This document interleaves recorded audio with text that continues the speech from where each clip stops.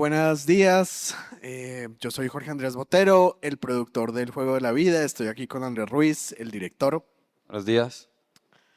Esta historia empezó en un restaurante hace más de 5 años, cuando Andrés me citó y me dijo que tenía una película por hacer, que la Universidad de los Andes había hecho una encuesta, la encuesta longitudinal ELCA, tal vez una de las encuestas longitudinales más importantes que se han hecho en este país, y que con eso en mente él quería hacer una película.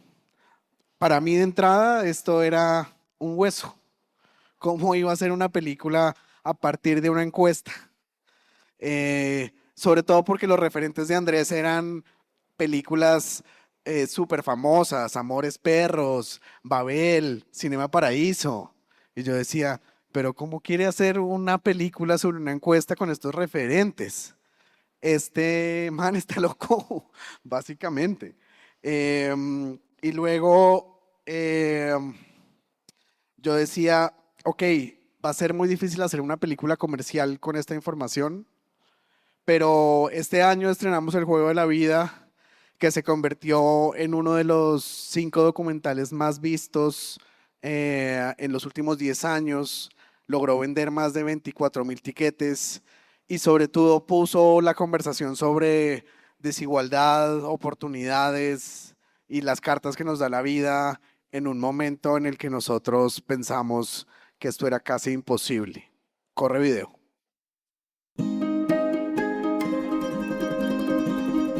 ¿Cómo te imaginas en unos 10, 13, 14 años?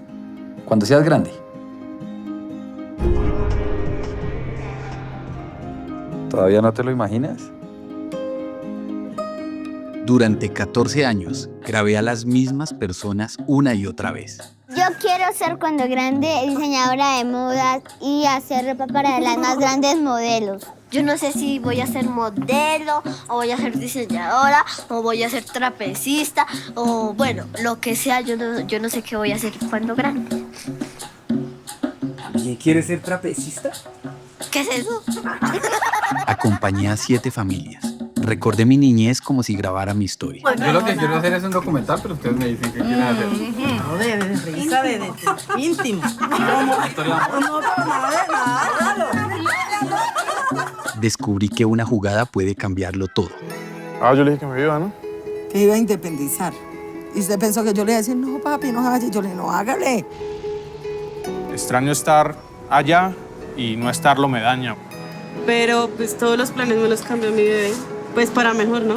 Si ella me hubiera querido, no se hubiera ido. Le valió barrer. Pues sí, eso no significa que si yo la quiero, yo me tengo que quedar. Bueno, pues la verdad yo no quería que me volvieran a grabar. Yo sí soy muy sincera.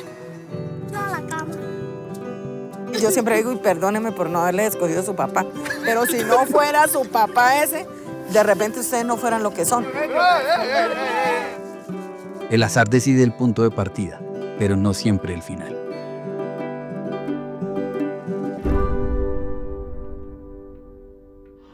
Se me aguaron los ojos.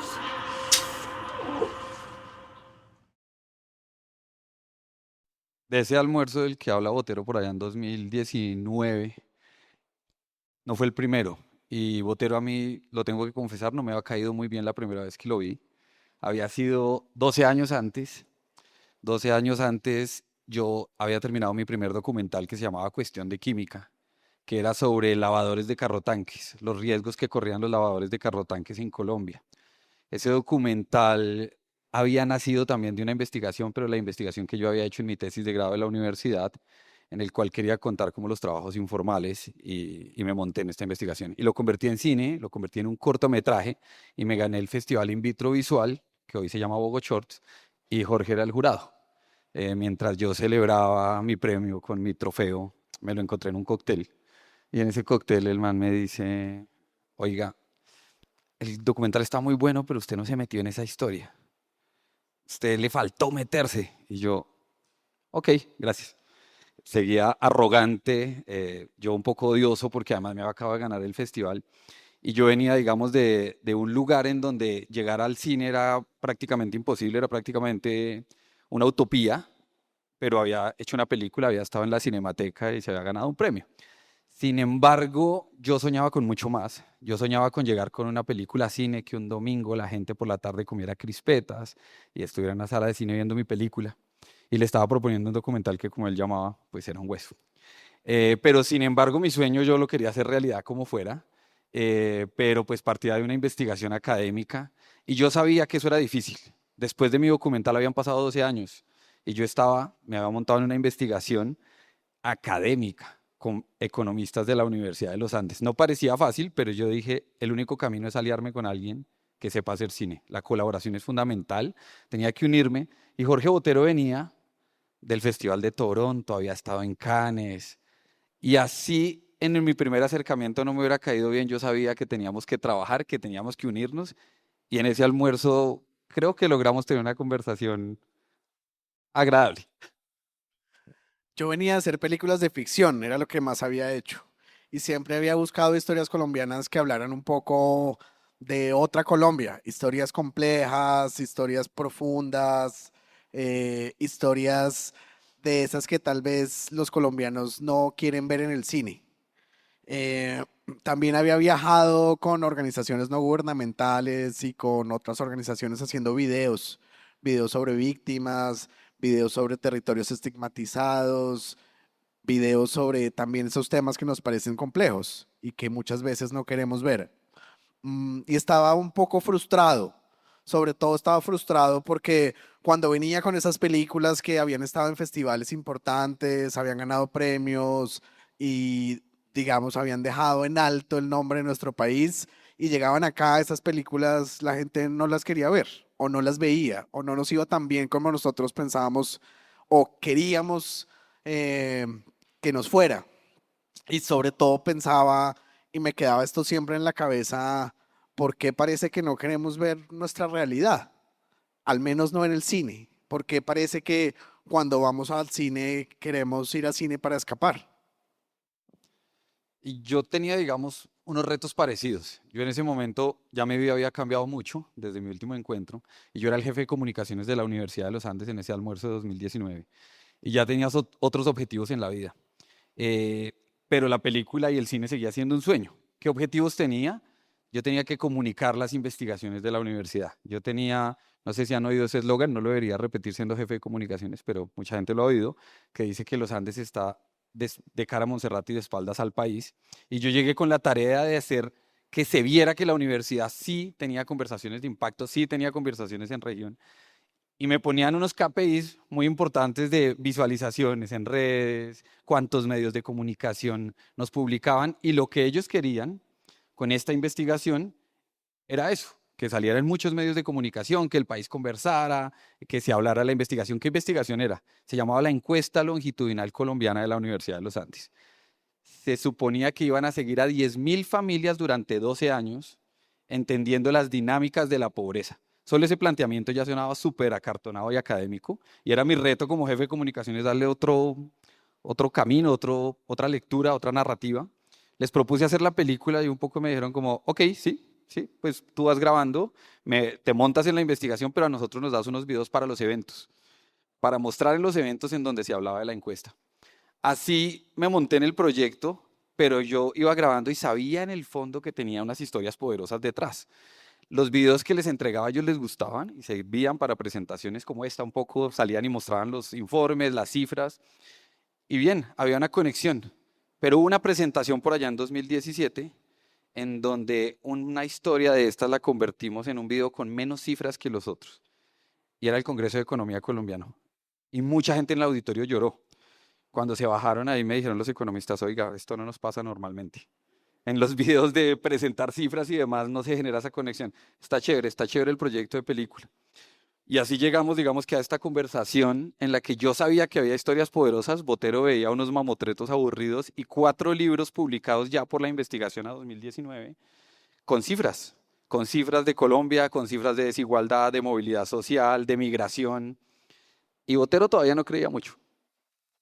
Entonces, la universidad nos dio el dinero, valga la pena decirlo, es bien importante, y empezamos a revisar el material que había.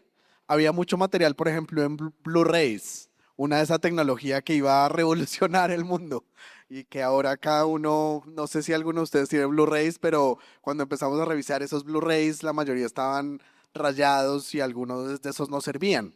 Había discos duros que estaban corruptos, había i- información que se había perdido.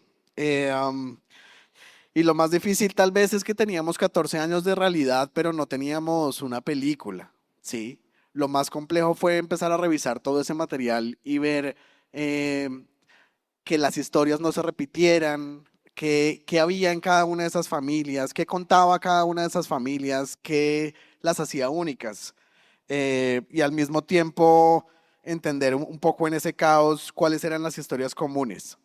Eh, de pronto nos dimos cuenta que no estábamos haciendo una película para explicar la desigualdad en Colombia, sino lo que teníamos era una especie de muestra de diferentes historias que hacía que cada uno de los espectadores pudiera armarse su propia, valga la redundancia, historia en la cabeza. Eh, con eso nos empezamos a acercar cada vez más y más con Andrés y nos fuimos haciendo amigos y en la medida en que nos fuimos haciendo amigos, Andrés me fue contando también su propia historia y aparecieron cosas que para mí eran muy locas, como que por ejemplo, cuando él estaba en la universidad, le dijo a unos amigos que él era padre soltero solo por caerles bien a los que eran padres solteros dentro de su facultad y tener más amigos. O que cogía el bus después de la universidad que iba hacia el norte para que sus compañeros no supieran que él realmente vivía en el sur. Botero se había como empezado a obsesionar con mi historia y con las historias de la película, pero especialmente con la mía, y eso me generaba como cierta incomodidad, pero seguíamos conversando. Y él, yo creo que no me había entendido y ahí se centraba la discusión, ¿no? Dejamos de hablar como de la financiación de la película, de las investigaciones, y nos empezamos a hablar sobre ese tema, pero él no me entendía del todo.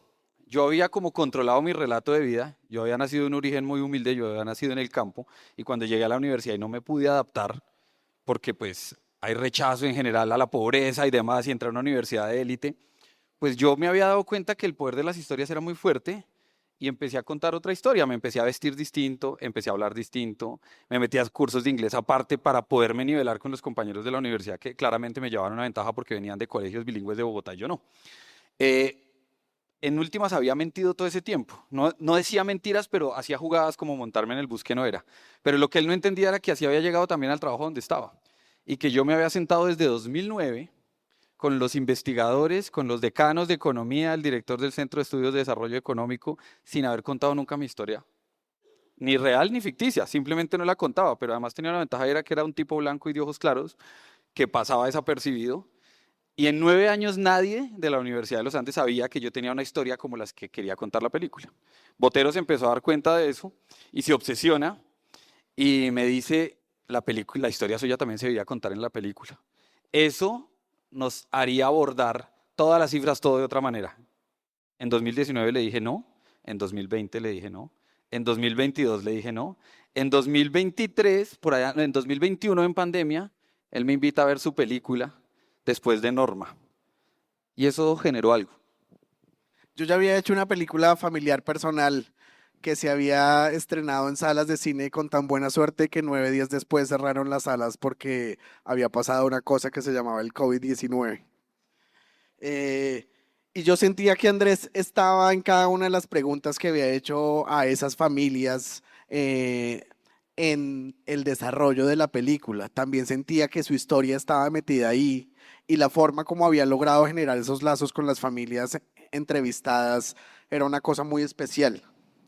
Así que mientras hablábamos de la historia de Andrés y de cómo había sido su colegio, cómo había sido su universidad, entendí que Andrés había logrado un ascenso social muy importante, eh, pero que también le daba vergüenza un poco hablar de dónde venía. Y una cosa que siempre nos pareció, pues, o a mí me pareció muy clave, era que para lograr ese ascenso social, él varias veces había tenido que cambiar de piel casi como si fuera un camaleón. Casi que Botero le pone a la película El Camaleón después de un tiempo.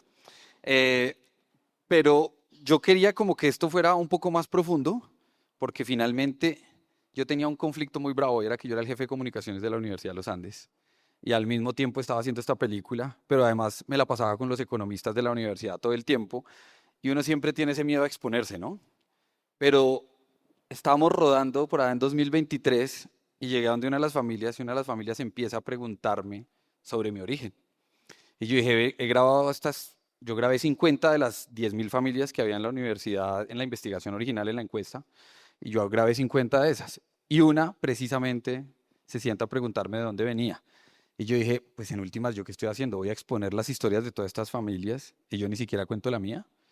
Empiezo a generar como una reflexión profunda y entendí un poco que ese cine que me gustaba cuando pequeño era el cine que conectaba con el público.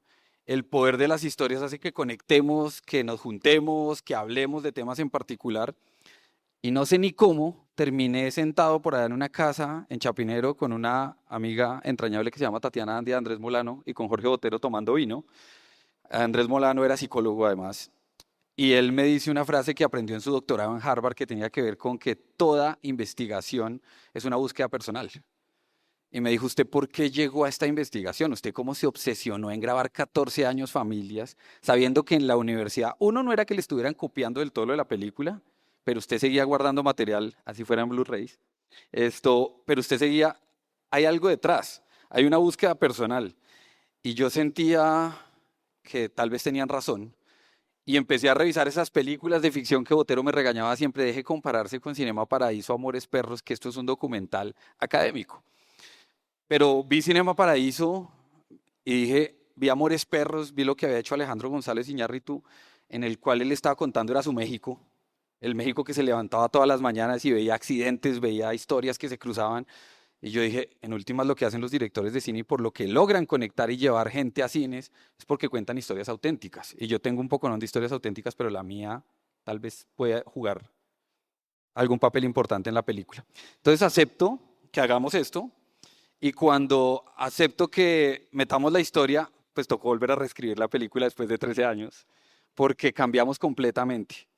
¿Pero qué pasó? Pues la película salió y quiero mostrarles algo, rueda video. Hola. Les tengo una pequeña sorpresa, bueno, una gran sorpresa, por favor, Andrés,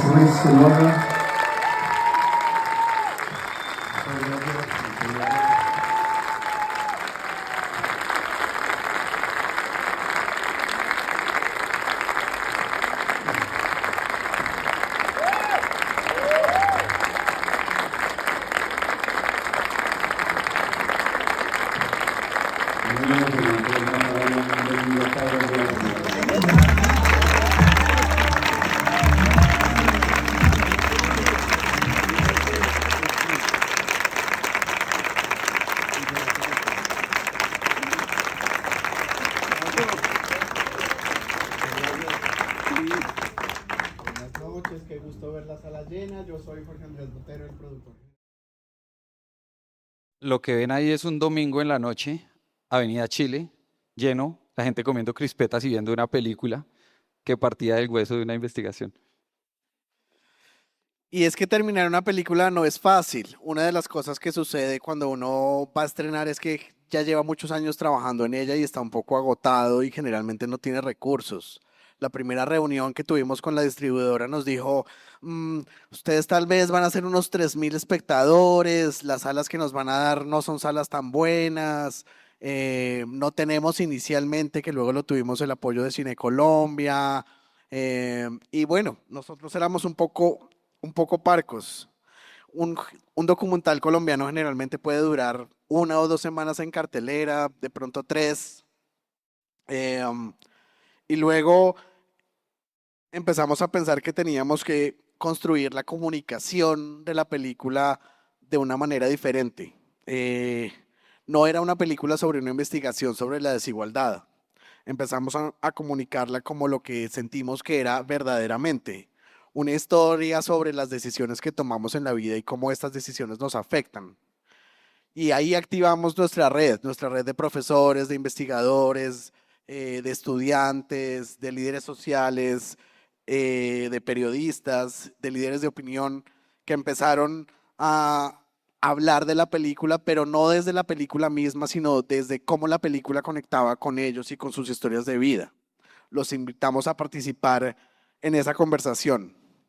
Y lo más interesante es que en muchas de estas charlas en las que estuvimos con Andrés visitando las salas, la gente no salía hablando de desigualdad o de indicadores económicos, sino de sus padres, de cómo sus abuelos habían migrado desde el campo, de la suerte que les había tocado, de el privilegio muchas veces, pero también de las decisiones difíciles que habían tomado para dejar de ser quien eran, para convertirse en otros, y de aquello que habían heredado también, y de aquello que habían heredado y habían logrado deshacerse de en el camino. Yo estaba convencido del poder de contar historias para conectar con otros, de que en la universidad, si bien contábamos cifras, cuando contábamos cifras e informes o investigaciones académicas, no había tanta conexión. Y pues me junté a revisar la investigación de la Universidad de los Andes claramente, porque la película sí es un fiel reflejo de la investigación, por si acaso. Esto no la abandonamos, pero paralelamente hice una investigación de mi vida. Y eso significó también, por ejemplo, llamar a mi mamá a tener conversaciones distintas. Y yo le dije, oiga, yo empecé a ver el archivo documental que yo había grabado cuando pequeño, cuando vivíamos en el campo y teníamos esa pobreza, a mí me regalaron una cámara y eso cambió mi vida.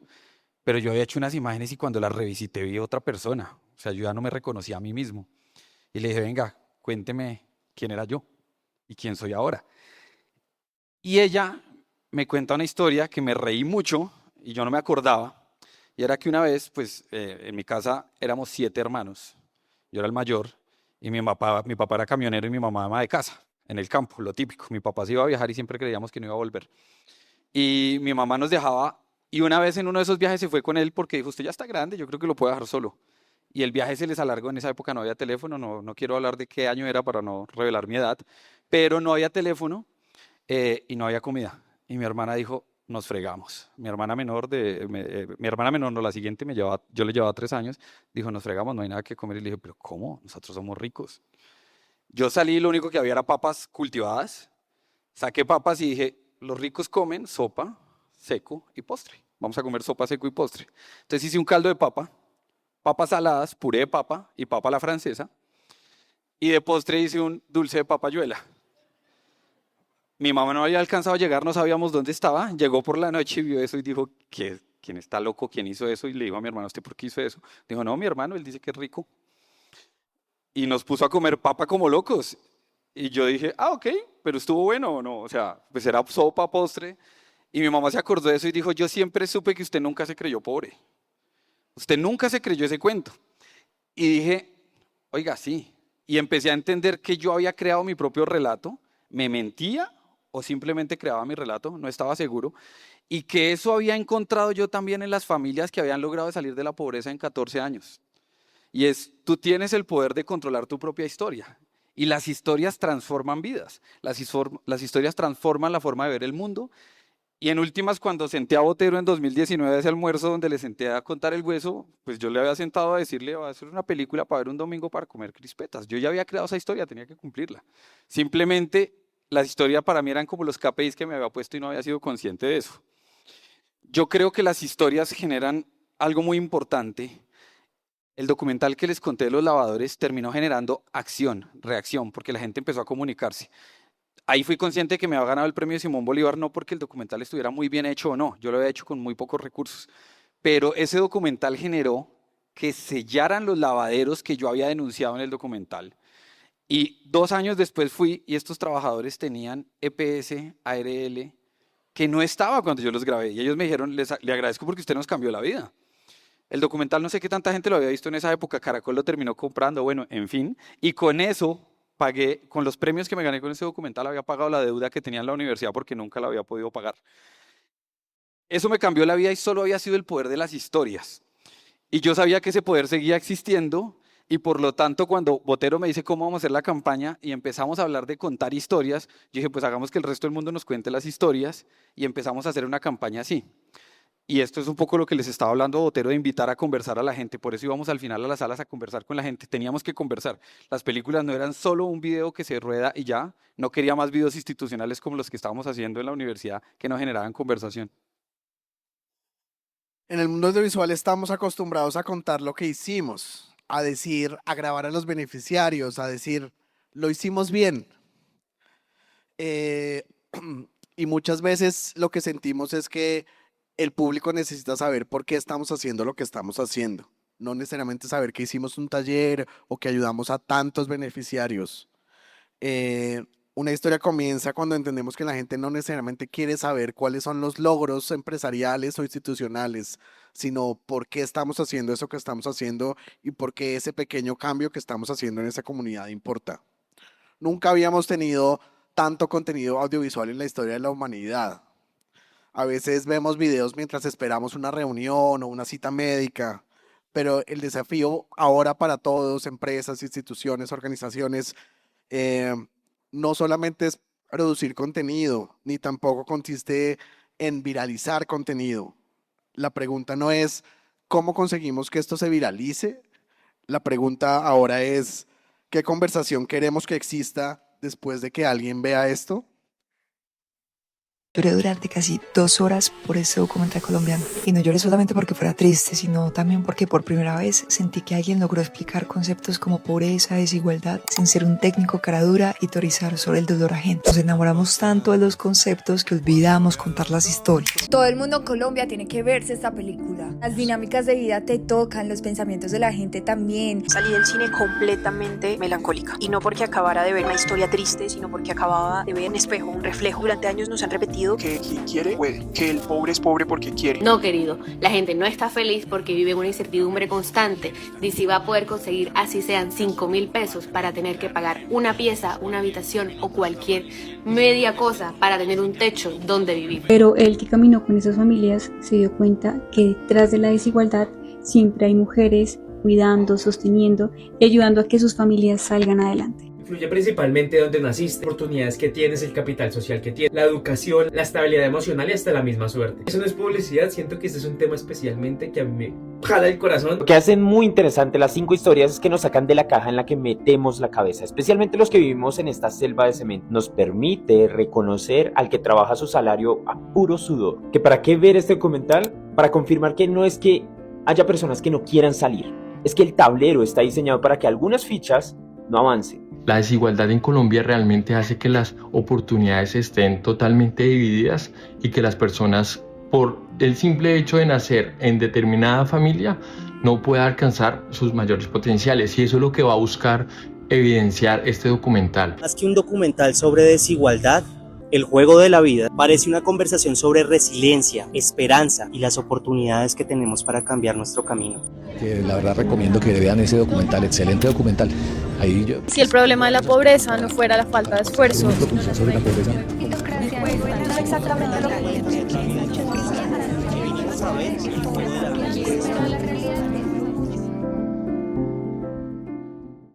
Videos que están acá, no conocía a esa gente.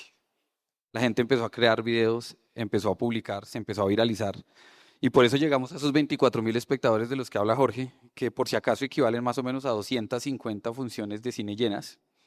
Duramos 11 semanas en cartelera, pero me voy a quitar la capa de director de la película y me voy a poner la de, hoy soy el director de comunicación estratégica de la Universidad de los Andes, y me miden de otra manera. Pues en esas otras medidas pues salieron 300 artículos en medios de comunicación sobre la investigación y la película, y este nuevo libro que se llama El juego de la vida, que además una editorial me buscó para que lo publicara porque la conversación les pareció muy importante, una editorial que se llama Intermedio Editores. El libro lo consiguen en Panamericana, perdón la publicidad pagada, en la Librería Nacional y demás. Pero además de eso, tuvimos esos 300 noticias hablando de la Universidad de los Andes de cara al país. Cambiaron la forma de ver la universidad también, y equivalen, ya que nos gustan las cifras, más o menos si se hubiera pagado porque hablara en la universidad en medios, según nuestra agencia, cerca de 5.000 millones de pesos ahorrados en gestión de prensa, porque todo además salió orgánico. Y llegamos a más de 5 millones de visualizaciones en redes sociales de gente hablando de la película, trailers de la película y demás, sin contar los que salieron por allá, que nos vamos encontrando de vez en cuando de gente que ha visto la película en todo lado. Y ahí les quiero hacer una pregunta para que se la lleven, y es, ¿qué historia quiere contar su institución?